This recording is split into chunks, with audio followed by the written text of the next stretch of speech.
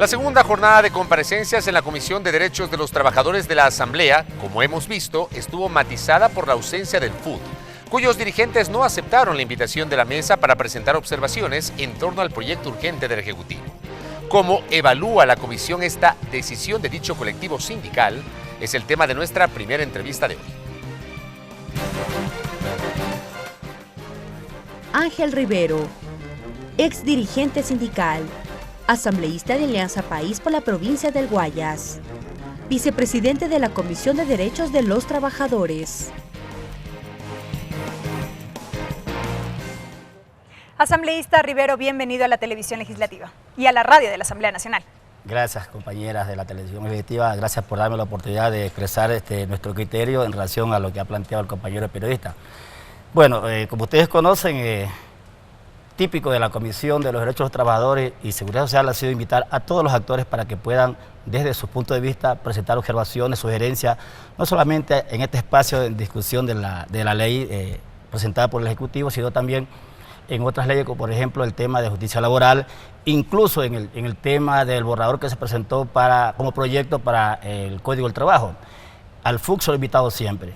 Las puertas han estado abiertas siempre para los compañeros dirigentes del FUD, en este caso al compañero Pablo Cerrado, que ha estado pues, la mayor parte al frente del Frente Unitario de Trabajadores, pero nunca se han acercado a plantear propuestas y si lo hicieron un día, pues lo hicieron de manera así muy rápida y se retiraron. Entonces nosotros creemos que falta seriedad desde nuestro punto de vista. ¿Ellos estuvieron en el trámite del proyecto de ley de justicia laboral o también se negaron a participar? Se negaron a participar, por eso yo creo que es parte de la responsabilidad que tienen que asumir los dirigentes a nivel nacional, porque si bien es cierto, detrás de la dirigencia nacional hay una base, hay un grupo de organizaciones, en este caso del FUD, que necesitan respuestas desde la representatividad que ejercen los compañeros dirigentes a nivel nacional.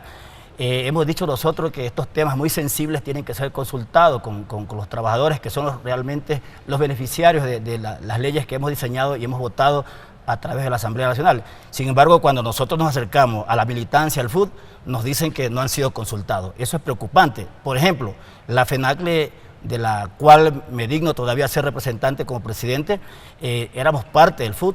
En temas muy importantes nunca fuimos consultados, por lo tanto creemos que esa dirigencia sindical ya no responde a las expectativas de la militancia, de las bases de las centrales sindicales, en este caso del FUD. Pero asambleísta, allí particularmente uno de los reparos frecuentes del Frente Unitario de Trabajadores ha sido que pese a que ellos puedan presentar sus propuestas, estas no son acogidas de manera favorable, en este caso en el trámite de los proyectos de ley, y no se viabilizan ya cuando estas son promulgadas. Bueno, se visibilizan. Primero hay que dejar claro de que nunca, si alguien demuestra que una ley presentada por el Ejecutivo, por cualquier asambleísta, se la aprueba tal como se la presenta. Por algo son los debates, por algo son las comparecencias para que los sectores involucrados en dicha ley pues, puedan hacer sus observaciones. Lo que pasa es que cuando son incoherentes, cuando no están fuera del marco constitucional, no proceden la inclusión de las propuestas. Pero, por ejemplo, en propuestas anteriores sí se recogieron observaciones presentadas por esos sectores. Por ejemplo, cuando se iniciaron los diálogos sociales, me recuerdo que establecimos una mesa de diálogo con las centrales sindicales, que también fueron invitados los compañeros del FUC, participaron los compañeros de la Central Unitaria de Trabajadores, como es la CUT, los compañeros del Parlamento Laboral, hicieron algunas propuestas, como por ejemplo, se logró establecer en el tema de las enmiendas constitucionales, el tema del derecho a la huelga y el derecho también a la organización, que fue parte y producto de ese diálogo serio y franco que tuvimos con las centrales sindicales, que justamente ellos recogen las aspiraciones de los trabajadores a cual representan ellos. Para lo cual hay un compromiso del Estado ecuatoriano de reconocer los convenios con la Organización Internacional del Trabajo. Bueno, se está trabajando, revisando las normativas, siempre y cuando la Corte Constitucional se pronuncie que el convenio, en este caso el 151, no contradiga a lo que establece la Constitución actual. Pero usted dice cuando ellos son incoherentes. ¿En qué, por ejemplo, han sido incoherentes cuando han presentado diversas posturas sobre temas vinculados al sector laboral? Porque si usted revisa, estimado periodista, compañero, las propuestas, lo que se limitan a decir que todo lo que estamos nosotros aprobando como leyes a favor de los trabajadores son leyes que implican el retroceso a los derechos de los trabajadores, cuando no es así. Porque son inconstitucionales. Exactamente. Pero si revisamos, yo no he visto ningún gobierno, porque me jacto de decir de que mi vida la he hecho en el mundo sindical. Yo no he visto gobierno como el gobierno de la Revolución Ciudadana que plantee, por ejemplo, y lo ponga en una ley, por ejemplo, el tema de las garantías para el dirigente sindical, cuando se declara nulo o ineficaz el despido solamente por ejercer las funciones como dirigente sindical. ¿Qué otro gobierno ha hecho este tipo de leyes que, como digo, fortalezca más bien el movimiento sindical? ¿Qué gobierno de turno, los gobiernos neoliberales, qué gobierno de turno implementó una ley que beneficia a las trabajadoras remuneradas del hogar con un salario digno? ¿Qué gobierno anterior haya aprobado una ley donde se terminen los contratos a plazo fijo y se proceda a un contrato indefinido? Porque ese era un tema también que preocupaba a los trabajadores. Entonces, yo no puedo compartir esa posición, porque en materia laboral, los avances que hemos tenido desde este gobierno, desde la revolución, con leyes diseñadas desde la Asamblea, con la mayoría de los asambleístas que son de la revolución, yo creo que nadie puede negar esos grandes avances. El tema de la tercerización, pregunto yo, antes de este gobierno, ¿qué grupo de oposición se preocupó por terminar con este sistema de explotación conocido como tercerización? Nadie. Fue este gobierno. Incluso fue un compromiso, me recuerdo, del compañero Rafael Correa con las organizaciones de trabajadores de terminar con este sistema. Porque... Oiga, pero ¿y cómo está concebido este proyecto? Hay algunos sectores críticos. Por ejemplo, ayer el Parlamento Laboral Ecuatoriano estuvo pues en la comisión y fue crítico con algunos aspectos, y hay otras visiones respecto a que de una u otra manera, a la larga, al final del camino, este proyecto de ley viabiliza el retorno de la flexibilización laboral que ustedes como dirigentes sindicales tanto criticaron. Bueno, primero que hay que diferenciar flexibilización laboral, precarización laboral. Cuando en los gobiernos neoliberales introducían al Código del Trabajo o a la clase trabajadora la flexibilización, la hacían sin consulta, de manera impositiva.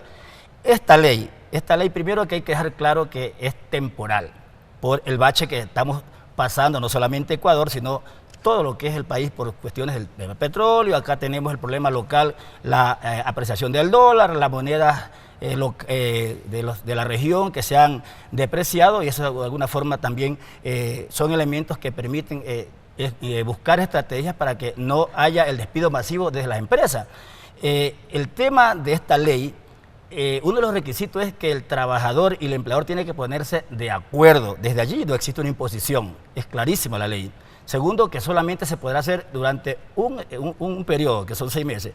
Si la empresa demuestra que no ha habido mejoras en su economía, tiene la capacidad de volver a revisarse el tema de la normativa, o sea, para que puedan seguir aplicando esta normativa para que los compañeros puedan seguir trabajando. Pero yo no creo que se hable de flexibilización, se habla más bien de una estrategia para impedir y proteger el trabajo y también proteger a la empresa. Eso es importante señalarlo, que es un tema temporal.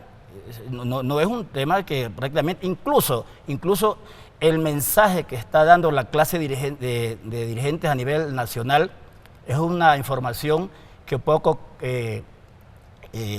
desubica o confunde a los trabajadores. Cuando se habla de un término general, que vamos a reducir las horas a todos los empresarios. Yo conversé con un empresario, uno de los empresarios, porque si hay empresarios honestos, hay responsables, me decía Ángel, nosotros no vamos a aplicar porque no hay necesidad en nuestra empresa de aplicar la reducción de jornadas, por ejemplo, en el trabajo. Bueno, ese es el caso de esa empresa. Entonces, son algunas, no, para citarle una, porque no he tenido la oportunidad de conversar con todos, pero claro, yo tengo entendido que solamente son para, y la ley lo dice, que son para las empresas, o sea, casos excepcionales.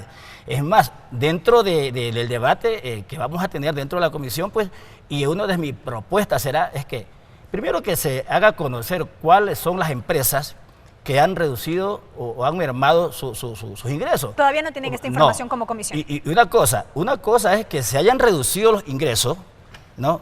¿En qué sentido? En que realmente se demuestre la pérdida o que vaya en función de la quiebra de la empresa. Porque no puedo decir que yo he reducido los ingresos cuando el año pasado me gané 20 millones y hoy día este año me gané 19. Eso solamente es bajar las ganancias, no son pérdidas, ojo. Es más, yo, por ejemplo, ya lo he hecho por escrito, quiero plantear, ya lo planteé ya, que, por ejemplo, que el SRI haga un monitoreo de cómo va la salud económica de las empresas durante cada 3 meses para ir conociendo. O sea, es más, ¿en qué régimen, en qué gobierno se permitía que el trabajador pueda llegar a acuerdos con el empleador? Todo era impositivo, todo era impositivo.